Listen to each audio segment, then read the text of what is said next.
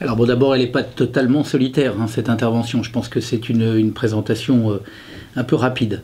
D'une part parce que l'ONU avait fait part de la nécessité, là aussi, d'intervenir, que par ailleurs les pays limitrophes, que le Mali lui-même avait demandé cette intervention et qu'elle se fait en approbation avec l'Union européenne. Donc on a, j'allais dire, un contexte qui n'est pas du tout un contexte de la France qui joue aux gendarmes de l'Afrique toute seule. Maintenant, si vous me demandez, est-ce que nous devons veiller à ce que très rapidement les forces africaines interviennent à nos côtés, que les partenaires se saisissent plus largement de ce conflit? Évidemment, la réponse est oui.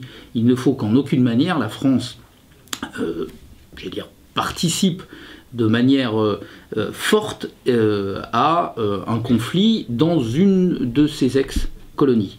Ça aurait un côté néocolonialiste, effectivement, à terme, qui serait très dangereux. Moi, ça ne me choque pas que la communauté internationale puisse intervenir. Là où nous avons peut-être une différence, et même pas peut-être, certainement une différence de vision, c'est qu'en aucune manière nous sommes, nous, dans une logique de combat de civilisation ou de lutte contre les terroristes d'une manière générique. Ça n'existe pas pour nous. Ça n'est pas notre vision du monde. Cela doit s'arrêter très rapidement, qu'il n'y a pas vocation à s'installer durablement dans le conflit, et qu'il faut très très vite, ce que je disais en introduction, que les pays de la région reprennent la main, que l'on rentre vers une logique à nouveau démocratique, c'est-à-dire qu'on arrête aussi de laisser d'installer dans ces pays, notamment sous influence française, des régimes plus ou moins, quand j'ai dit corrompus tout à l'heure, il n'y a pas simplement ça, il y a aussi le fait qu'ils y défendent parfois les intérêts de grandes entreprises françaises. Donc ça, il faut qu'on arrête avec cette politique-là, il faut qu'on redonne la propriété du sous-sol au peuple, d'une manière générale, donc on remette en place des schémas démocratiques, qu'on arrête de protéger des intérêts privés. Ça, c'est très très important pour nous, et qu'on donne les moyens du développement, que ce soit pour les Touaregs, que ce soit pour les paysans maliens, que ce soit évidemment d'une manière générale pour la population malienne. Le modèle de développement est à revoir intégralement. C'est-à-dire que pour le moment, le Mali, comme le Niger, sert essentiellement les intérêts d'une classe politique pour l'essentiel corrompue, et des intérêts français, ne serait-ce que ceux que tout le monde connaît d'Areva au Niger. Enfin, je veux dire, il faut pas, on n'est pas du tout naïf là-dessus.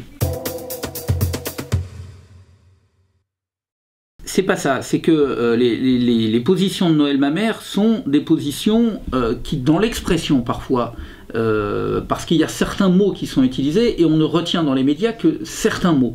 Les interventions de Noël Mamère sur le fond sont assez proches de celles de la majorité des écologistes. Ne nous y trompons pas. Ce que porte Noël Mamère n'est pas en décalage absolu. En revanche, parfois dans l'expression Noël Mamère, je lui ai déjà dit, mais ça fait partie j'allais dire, je ne sais pas si c'est le charme, en tout cas c'est les réalités écologistes, que ce soit Noël Mamère sur ce sujet-là, que ce soit Danny Cohn-Bendit sur d'autres. Nous avons quelques ténors médiatiques qui parfois vont fort dans l'utilisation des termes. Mais sur le fond, je pense que Noël, d'ailleurs, Noël a dit qu'il ne s'opposait pas. Il a simplement dit attention au retour de la France-Afrique, et ça ne doit pas être en fait un faux-nez, cette intervention ne doit pas être un faux-nez de la défense des intérêts privés, notamment d'Areva.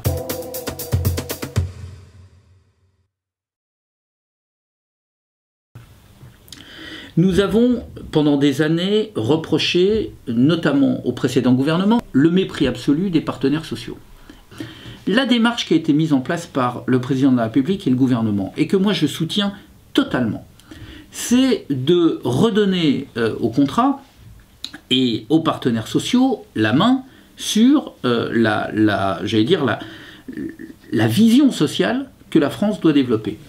Je pense que nous devons donc réfléchir, après, sur l'intervention de l'État et du Parlement sur des accords qui ont été négociés par les partenaires sociaux. Je trouve que ça serait après un peu délicat. Je ne dis pas qu'il ne faut pas le faire du tout, on en reparlera sur certains sujets, mais je pense qu'il serait un peu délicat pour la méthode de venir dire, bon bah attendez, ce que vous avez pris là ou ce que vous avez fait là, bon finalement, ok c'est bien, mais on prend ce qui nous intéresse, nous, législateurs, ou nous, gouvernement, et puis on jette le reste. C'est ne pas tenir compte du fait que c'est un équilibre. On ne peut pas faire ses courses à l'intérieur d'un accord global. Pourtant, on peut s'interroger sur la représentativité des syndicats qui ont signé l'accord. D'accord, mais alors sauf que ça, Monsieur Pirot, on s'interroge avant, pas après. C'est-à-dire que moi j'ai appris il y a très longtemps qu'on ne change pas les règles du jeu en cours de partie.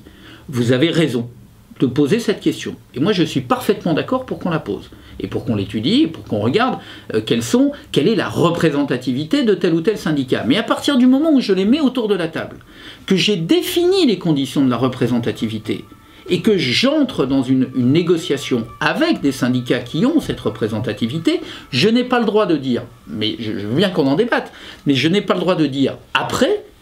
Oui, je ne crois pas que j'ai pas besoin de développer cette question-là. La représentativité, où on la passe en amont, ça c'est une des difficultés de la France. C'est qu'on veut bien donner sa place au contrat, dès lors que le contrat va là où on veut. Mais sauf que ça ne marche pas comme ça. Mais sur le fond, on a eu le même problème au Grenelle. Hein. Sur le fond de ce texte, sur la sécurisation de l'emploi, qu'est-ce que vous en pensez? Alors, moi, ce que je vais en penser, c'est que nous allons lancer une consultation avec l'ensemble des partenaires sociaux qui ont participé autour de table. Mais moi, j'ai vraiment besoin d'entendre avant de me prononcer. J'ai besoin de comprendre les équilibres qui ont été obtenus. Et la raison pour laquelle ces équilibres ont été acceptés par une organisation syndicale telle que la CFDT. Ce qui n'est pas non plus la moins représentative. Enfin, c'est pas n'importe quel syndicat qui a signé cet accord, enfin, en tout cas pour ma vision des accords sociaux. J'aimerais aussi entendre la CGT et FO sur la manière dont ils entendent ou dont ils pensent qu'ils seront en capacité d'obtenir mieux que dans le cadre de cet accord. Parce que refuser un accord, c'est quelque chose de grave, bien sûr, s'il y a des avancées dans cet accord. Et donc si on le fait, c'est qu'on considère que pas simplement le bilan n'est pas génial, parce que le bilan il est souvent en fonction du rapport de force, mais ça veut dire qu'on a la capacité d'obtenir mieux autrement. C'est toujours la même chose. Vous savez, c'est la question de participer, pardon, hein, je sors peut-être du sujet, mais c'est la question de participer ou pas au gouvernement. C'est j'allais dire, pour l'essentiel, la question qui nous oppose au Front de gauche et aux pratiques du Parti de gauche et du Parti communiste sur la situation par rapport à la majorité. Ce ne sont pas nécessairement des désaccords de fond sur un grand nombre de sujets.